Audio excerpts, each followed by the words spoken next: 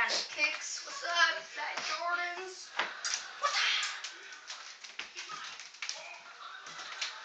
Wait, isn't that the other commercials? Hey, where'd you get your shoes? Carlos Jr. I meant your shoes, not your pants. I got these at Kohl's. Oh. My mom bought it for me. Oh, well, I like them. No, wait, I got them at Gap. Not Baby Gap, like you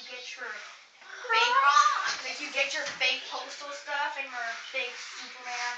Oh, yeah, this is not fake. I'm super lady. Super lady my butt. So, anyways, what's the 411 on those shoes? They're the hottest thing around town. Everyone at school has them. I don't have them. Because you're not cool. Oh, yeah, I just beat your butt. I still look great while I got beat up. I look awesome. So, with my shoes. anyways, by 411, I mean, do they give great discounts? Yeah. Oh, what's the... 411?